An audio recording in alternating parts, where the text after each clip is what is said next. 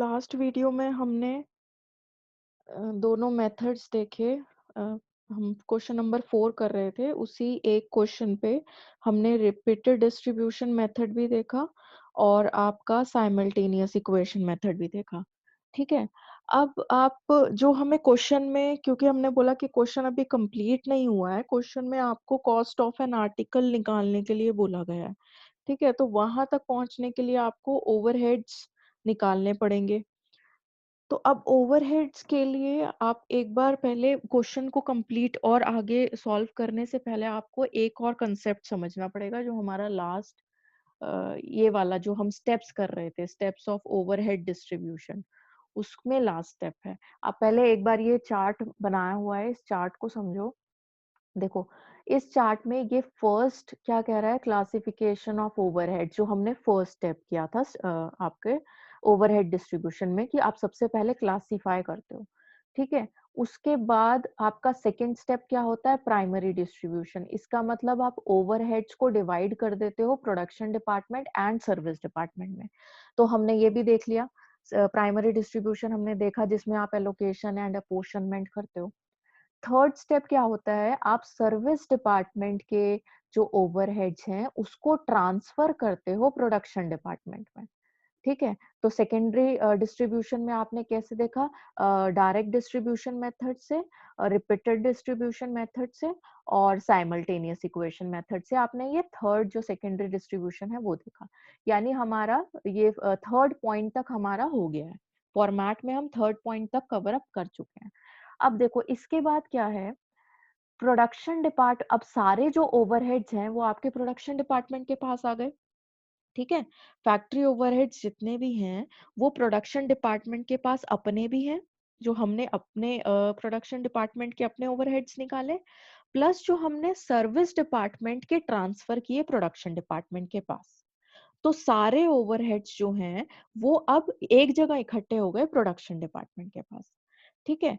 अब हम ये पूरा प्रोसीजर क्यों फॉलो कर रहे थे, ओवरहेड्स की फर्स्ट क्लास में बताया था कि हमें ओवरहेड्स डिस्ट्रीब्यूट करने क्यों है, क्योंकि हमें अल्टीमेटली कॉस्ट को रिकवर करना है। जो हमारे ये ओवरहेड्स हैं, इस पे जो ये हमारे एक्सपेंसेस हुए हैं, इसको रिकवर करना है। और आप रिकवर कैसे करते हो, जो आपके फिनिश्ड गुड्स आएंगे उसकी कॉस्ट में डाल के, मतलब उसका आप सेलिंग प्राइस बढ़ा दोगे, कस्टमर से रिकवर करोगे अपनी कॉस्ट। तो ये जो फोर्थ स्टेप है, यानी जब आपके सारे ओवरहेड्स जो हैं, फैक्ट्री ओवरहेड्स, वो प्रोडक्शन डिपार्टमेंट के पास आ गए, अब आप उसको ट्रांसफर करोगे फिनिश्ड गुड की कॉस्ट में। ठीक है। तो उस ट्रांसफर को यहाँ से प्रोडक्शन ओवरहेड से, प्रोडक्शन डिपार्टमेंट से ओवरहेड्स उठा के और फिनिश्ड गुड्स की कॉस्ट में एब्जॉर्ब कर देना, ये आपका फोर्थ स्टेप है। फोर्थ स्टेप है एब्जॉर्प्शन ऑफ ओवरहेड्स। ठीक है। तो एक बार ये रीड करेंगे, एब्जॉर्प्शन ऑफ ओवरहेड्स क्या है। The absorption of overheads is defined as charging or recovery of overheads। इसकी अब आपने फाइंड आउट कर लिया कि टोटल ओवरहेड्स कितने आए हैं। ठीक है। अब आपको उसको रिकवर करना है। किससे रिकवर करना है, कॉस्ट यूनिट से। कॉस्ट यूनिट का मतलब बताया था। कॉस्ट यूनिट का मतलब होता है कि आपने जितना भी आप प्रोडक्शन किया है, जो भी आप प्रोडक्ट बना रहे हो, उसकी जो एक यूनिट होगी, हर एक यूनिट से आपने अपनी कॉस्ट को रिकवर करना है। ठीक है।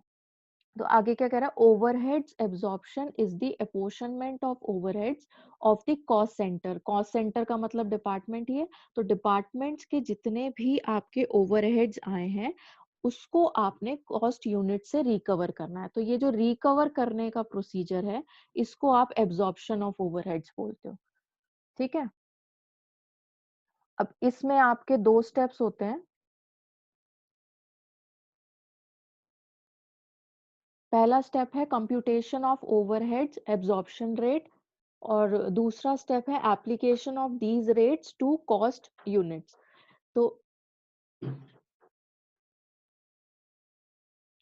Computation of overhead absorption rate में आप क्या करोगे, जो आपने ओवरहेड्स निकाले हैं उसका आप एक रेट फाइंड आउट करते हो कि किस परसेंटेज पे या फिर किस रेट पे वो आपके जो कॉस्ट है उसका एलिमेंट बनेंगे, उसका पार्ट बनेंगे, ठीक है? उसके लिए ये अभी हम करेंगे तो समझ में आएगा।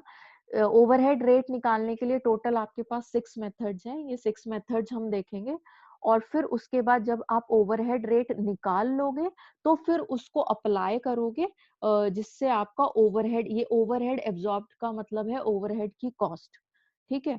इस फॉर्मूले से आप ओवरहेड की कॉस्ट निकालोगे। अब ये आपको नेक्स्ट स्टेप पहले क्यों बता दिया क्वेश्चन करने से पहले कि हमारा क्वेश्चन नंबर 4 तो कंप्लीट हुआ नहीं, मैम आगे नेक्स्ट स्टेप पे कैसे चली गई?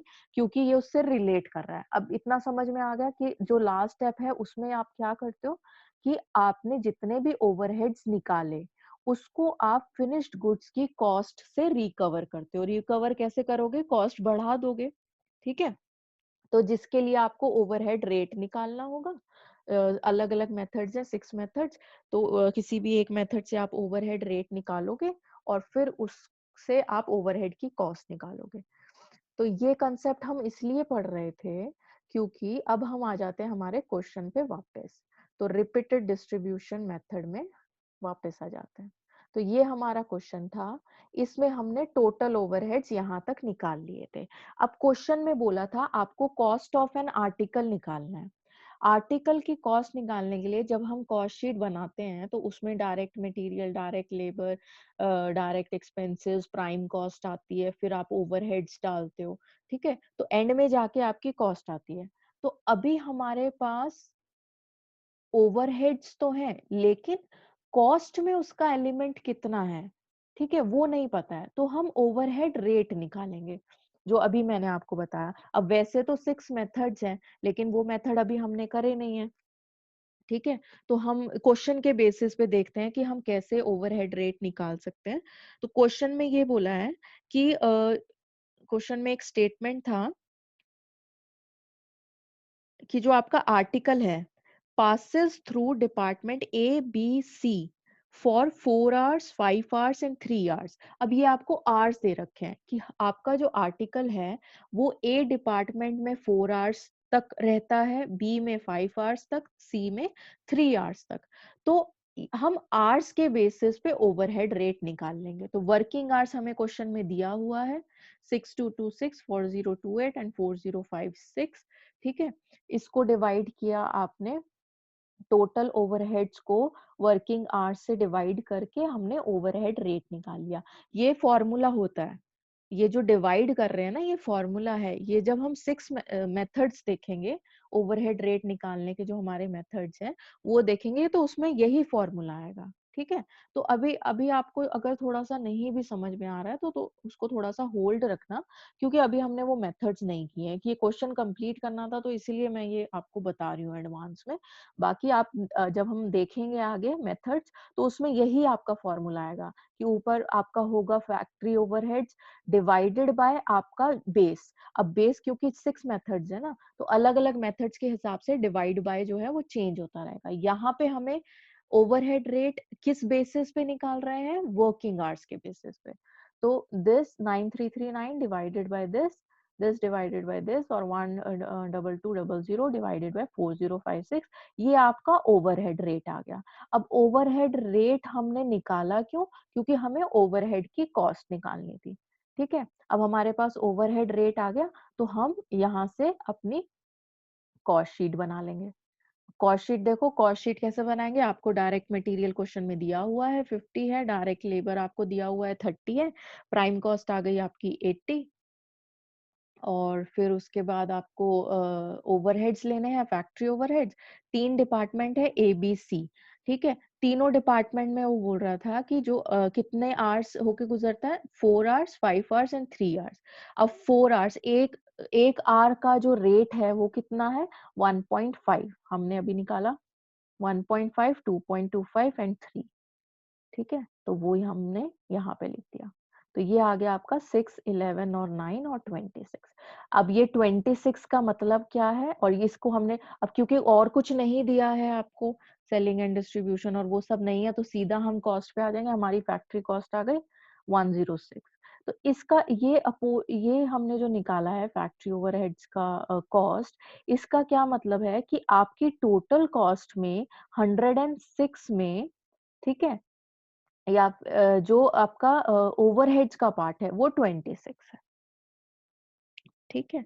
तो आप जब कॉस्ट निकालते हो तो उसमें आप ऐसे करते हो ना, जब देखो सेलिंग प्राइस जब आप फाइंड आउट कर रहे हो किसी भी प्रोडक्ट का सेलिंग प्राइस जो है कि आपको कस्टमर से कितना चार्ज करना है। अगर आप वो डिटरमाइन करने की कोशिश कर रहे हो, तो आप ये देखोगे ना पहले कि आपकी कॉस्ट कितनी लग रही है।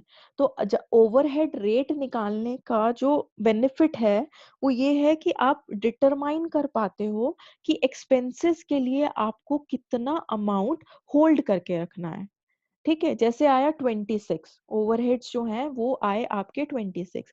इसका मतलब जितना भी आप प्राइस सेट करोगे वो 26 से ऊपर ही होगा। 26 से नीचे अगर आपने किया तो आप ओवरहेड रिकवर नहीं कर पाओगे। ठीक है? तो इसलिए हम ओवरहेड रेट और फिर मल्टीप्लाई करके ओवरहेड आपकी कॉस्ट को निकालते हैं। तो ये अब इसी को हम अगर जैसे हमने साइमल्टेनियस इक्वेशन मेथड से भी टोटल निकाला था, तो उसी के बेसिस पे हम देखें तो हमारा ये टोटल आया था साइमल्टेनियस इक्वेशन से। वर्किंग आवर्स हमें ये दिए हुए थे, तो overhead rate this divided by this करके सेम आपका ओवरहेड रेट आ जाएगा। तो कॉस्ट शीट में कोई फर्क नहीं है, as it is cost sheet बनाएंगे, चाहे आप ओवरहेड्स रिपीटेड डिस्ट्रीब्यूशन से बनाओ या फिर आप साइमल्टेनियस इक्वेशन से बनाओ। ठीक है? जब हम वो 6 मेथड्स करेंगे तो ये आपने क्यों किया है, ये आपको और अच्छे से क्लियर हो जाएगा। अभी आप मेन फोकस रखो कि अभी तक आपको समझ आना चाहिए कि डायरेक्ट डिस्ट्रीब्यूशन मेथड कैसे किया, रिपीटेड डिस्ट्रीब्यूशन मेथड कैसे किया और आपका साइमल्टेनियस इक्वेशन मेथड कैसे किया है। ये मेन आपको अभी तक समझ आ जाना चाहिए। ठीक है? बाकी हम जो है एब्जॉर्प्शन और ऑफ ओवरहेड्स दोबारा से देखेंगे। अच्छा, फर्स्ट स्टेप क्या कह रहा है, एब्जॉर्प्शन ऑफ ओवरहेड्स में पहला स्टेप क्या है, overhead absorption rate find out करना। ठीक है? जैसे हमने चार्ट में देखा कि फोर्थ स्टेप क्या है, प्रोडक्शन डिपार्टमेंट से सारे फैक्ट्री ओवरहेड्स उठा के और आपको उन ओवरहेड्स को रिकवर करना है आपके फिनिश्ड गुड्स की कॉस्ट से। लेकिन रिकवर करोगे कैसे, किस रेट से आप रिकवर करोगे, आपको कैसे पता चलेगा कि कितना ओवरहेड्स का जो अमाउंट है, अभी तो कंबाइंड है, सारे ओवरहेड्स कंबाइंड है, तो किस रेट पे आप कॉस्ट कॉस्ट में से कितना एलिमेंट या कॉस्ट का कितना पार्ट जो है वो ओवरहेड के लिए रखा जाएगा। ठीक है? तो वो आप जो ये डिवीजन कह रहे हो कि हमारा कॉस्ट में या हम जो सेलिंग प्राइस है, selling price of finished goods आप सेट करोगे, उसमें कॉस्ट का एलिमेंट होगा, आपकी कितनी कॉस्ट लगी, प्रॉफिट का एलिमेंट होगा। तो अगर प्रॉफ आपको कॉस्ट का एलिमेंट पता चल जाए, ठीक है, तो आप प्रॉफिट अपने हिसाब से कितना आपको प्रॉफिट चाहिए वो कंबाइन करके ऐड करके सेलिंग प्राइस निकाल सकते हो। ठीक, तो जब आप computation of overheads absorption rate की बात कर रहे हो, इसका मतलब कि ओवरऑल जो सेलिंग प्राइस है उसमें से कॉस्ट का एलिमेंट कितना होना चाहिए, किस रेट पे आप फाइंड आउट करोगे कि इस पर्टिकुलर सेलिंग प्राइस में आपके ओवरहेड्स इतने रेट पे हैं। ठीक, और सेकंड में जो आपका स्टेप होगा, जब आपको रेट पता चल जाएगा तो उस रेट को आप अप्लाई करोगे कॉस्ट यूनिट पे। ठीक है? कॉस्ट यूनिट पे कैसे अप्लाई करोगे, फॉर्मूले के थ्रू। और पहले हम ये देख लेते हैं कि 6 स्टेप्स 6 मेथड्स हैं टोटल आपके ओवरहेड रेट निकालने के। Direct material cost percentage method, direct labour cost percentage method, prime cost percentage method. अब ऑब्वियसली स्टार्टिंग के 3 में परसेंटेज लिखा हुआ है, तो ये जो 1 2 3 3 मेथड्स हैं स्टार्टिंग के, ये परसेंटेज में निकलेंगे, बाकी आपके नॉर्मल फिगर्स में निकलेंगे।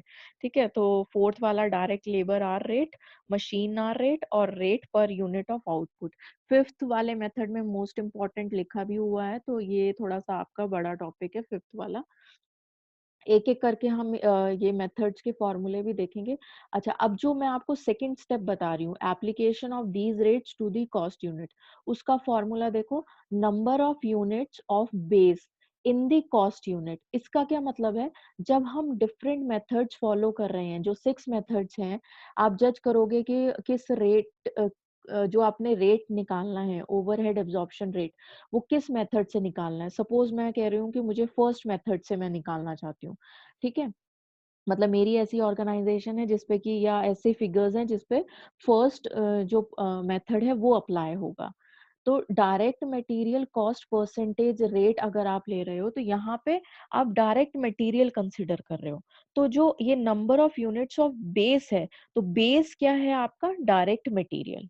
ठीक है, तो अगर आप सेकंड मेथड यूज कर रहे हो तो उसमें बेस क्या है? Direct labour. Fourth method use कर रहे हो तो उसमें बेस क्या है? Direct labour hours. ठीक है, तो ये बेस का मतलब है कि जिस मेथड से आपने एब्जॉर्प्शन रेट निकाला है वो किस पे बेस्ड है, कौन से एलिमेंट पे बेस्ड है, डायरेक्ट कॉस्ट के कौन से एलिमेंट पे बेस्ड है। तो वो आप बेस लेके उसको मल्टीप्लाई कर दोगे अपने ओवरहेड रेट से जो आपने निकाला था, तो कितना आपकी टोटल जो कॉस्ट है उसमें कितना एलिमेंट आपने ओवरहेड का रखना है वो आपको पता चल जाएगा। ठीक है, अब हर एक मेथड का अपना यूसेज है। हमारे पास 6 मेथड्स हैं ओवरहेड रेट निकालने के लिए। ऑब्वियसली हम सारे मेथड से तो ओवरहेड रेट नहीं निकालेंगे। ठीक है, तो हर एक ऑर्गेनाइजेशन का अपना अलग नेचर होता है, उसके अपने अलग एक्सपेंसेस हैं, अलग ओवरहेड्स हैं, उसकी अपनी अलग कॉस्टिंग लग रही है। हर ऑर्गेनाइजेशन अपने अलग प्रोडक्ट्स बनाती है। तो ऑर्गेनाइजेशन का नेचर ऑफ वर्क कैसा है, उसके बेसिस पे वो डिसाइड करेंगे कि हमारे लिए सबसे सूटेबल मेथड कौन सा है ओवरहेड रेट निकालने का। ठीक है, वैसे आपको प्रैक्टिकली देखे तो आपको प्रैक्टिकल करने के लिए क्वेश्चन में दिया जाएगा कि किस मेथड से आप ओवरहेड रेट निकालो।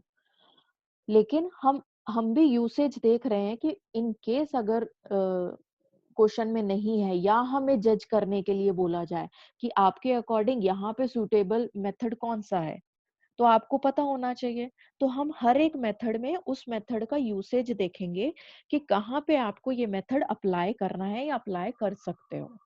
तो फर्स्ट जो हमारा direct material cost percentage rate method है, उसका यूसेज कब करना है आपको? When direct material cost is very high and overheads are related to direct material cost. इसका क्या मतलब है? जब आपके प्रोजेक्टेड फिगर्स में, जब आपकी कॉस्ट में जो टोटल कॉस्ट है उसमें सबसे ज्यादा एलिमेंट या सबसे ज्यादा पार्ट जो है वो डायरेक्ट मटेरियल का है, आपका ज्यादा कॉस्टिंग जो है वो डायरेक्ट मटेरियल पे लग रही है। तो इस केस में अगर आपकी ऐसी ऑर्गेनाइजेशन है कि आपको ज्यादा मटेरियल जो है वो परचेज करना पड़ता है, उस पे ज्यादा खर्चा हो रहा है, तो आप ओवरहेड रेट निकालोगे direct material cost percentage rate के हिसाब से। ठीक है, सिंपल। नेक्स्ट मेथड पे चलते हैं।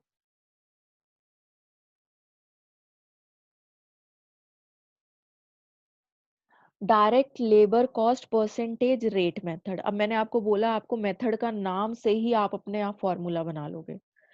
तो फैक्ट्री ओवरहेड्स का हम रेट निकाल रहे हैं, तो factory overheads divided by base क्या हो जाएगा?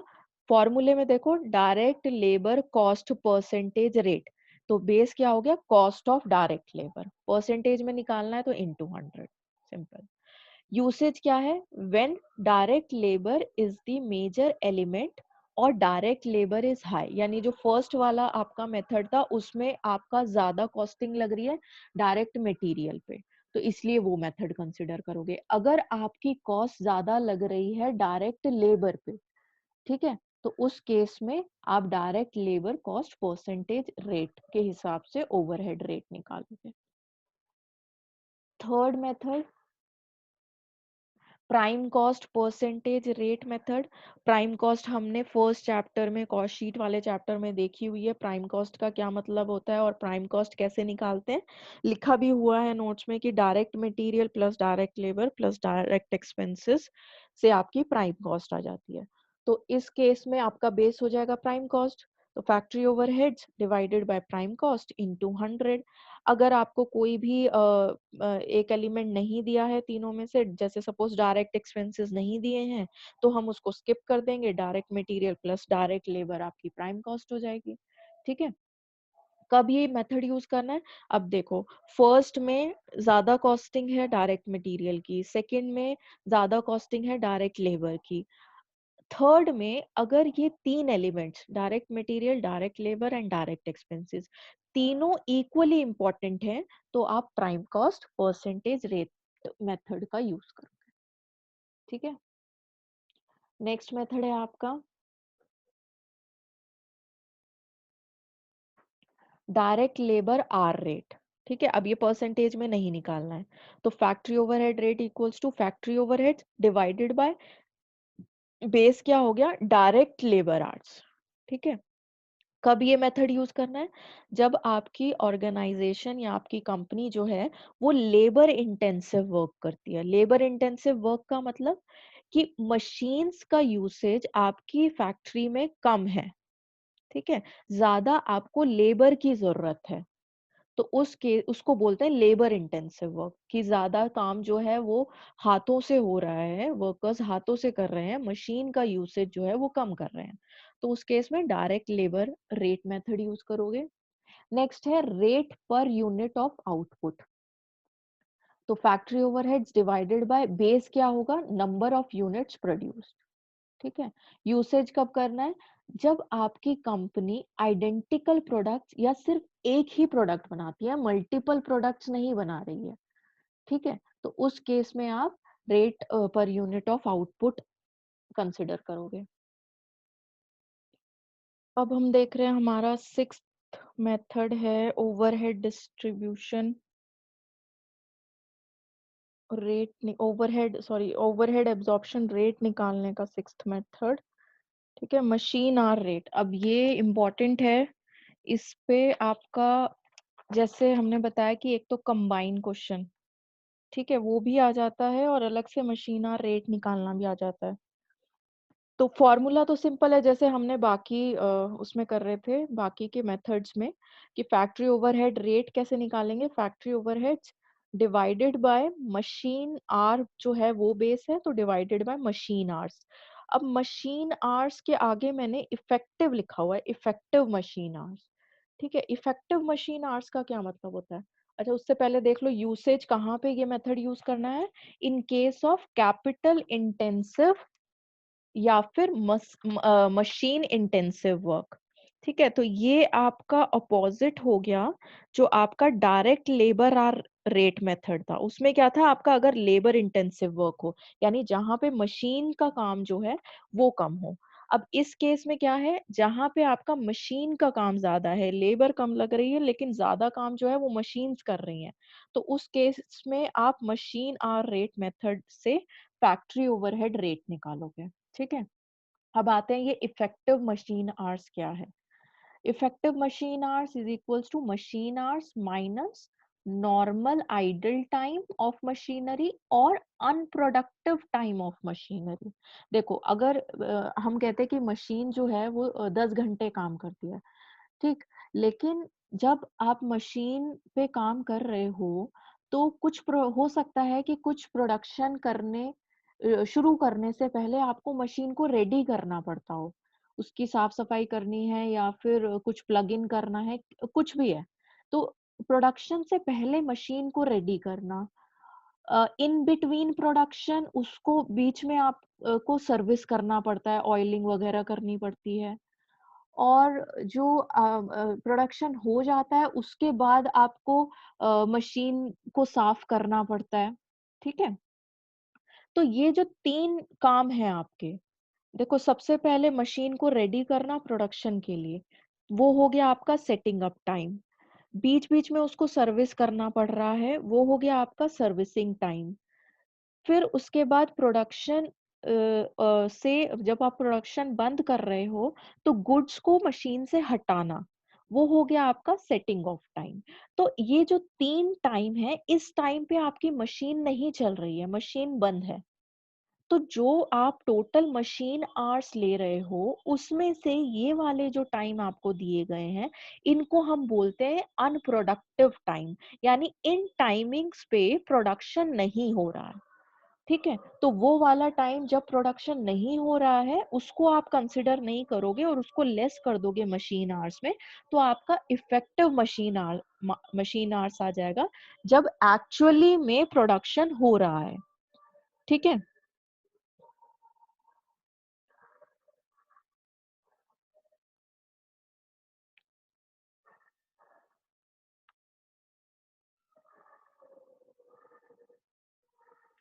तो इस केस में आपका इफेक्टिव मशीन आवर्स हो गया, उससे डिवाइड करना है, टोटल मशीन आवर्स से डिवाइड नहीं करना है। अच्छा, अब ऐसा भी आ जाता है क्वेश्चन में, या इसमें कंसेप्ट क्या है जो आपका अनप्रोडक्टिव टाइम है।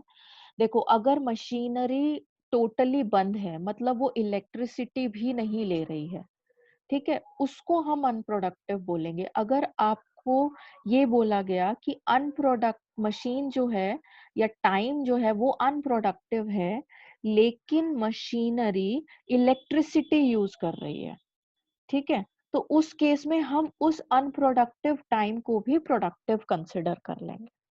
तो बेसिकली अनप्रोडक्टिव टाइम आपको वो लेना है जब ना तो मशीन पे प्रोडक्शन हो और ना ही मशीनरी ऑन हो। तो अगर इलेक्ट्रिसिटी कंजम्पशन के बारे में कुछ नहीं दिया है, तब तो हम सिंपल अनप्रोडक्टिव को वैसे ही लेस कर देंगे। अगर सिंपल बोला है कि अनप्रोडक्टिव है तो हम लेस कर देंगे, प्रोडक्टिव है तो हम ओवरऑल जितने भी आवर्स हैं वो हम कंसिडर करेंगे, ठीक है। तो यहाँ से आपका हो जाएगा मशीन आवर रेट। अच्छा, ये इसमें मैंने लिखा है first type of question.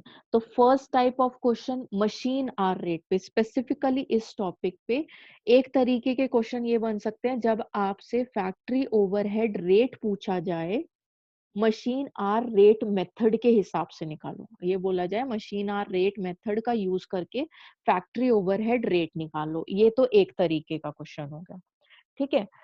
Second type of question आपके बन सकते हैं जब आपको मशीन आर रेट निकालना हो, ठीक है। तो इस केस में देखो, फर्स्ट मेथड में हम फैक्ट्री ओवरहेड रेट निकाल रहे हैं। मशीन फैक्ट्री ओवरहेड्स निकालेंगे, मशीन आवर्स निकालेंगे, या तो दिए होंगे या निकालेंगे इफेक्टिव मशीन आवर्स, और डिवाइड कर देंगे, फैक्ट्री ओवरहेड रेट आ जाएगा। एक तो ये क्वेश्चन हुआ। दूसरा आपका एक अलग ही क्वेश्चन आ सकता है मशीन आर रेट पे एक अलग से, कि मशीन आर रेट आपने कैलकुलेट करना है, ठीक है। अब मशीन आर रेट क्या है, सेकंड पॉइंट अगर इसमें आप देखो, machine hour rate is the overhead cost of running a machine. एक मशीन को रन करने पे 1 घंटे के लिए, यानी एक मशीन अगर 1 घंटा चले तो आपकी कॉस्ट कितनी होगी, तो उस कॉस्ट को हम मशीन आर रेट बोलते हैं, ठीक है। तो जब भी हम कैलकुलेट करेंगे मशीन आवर रेट, तो आप फर्स्ट पॉइंट में देखो क्या लिखा है, machine hour rate is to be calculated for each machine separately. अगर आपकी 10 मशीन्स भी हों तो भी हर मशीन का machine hour rate per hour के हिसाब से, क्योंकि आप एक आवर के लिए निकालते हो, तो हर मशीन का रेट आपको अलग अलग निकालना पड़ेगा, ठीक है।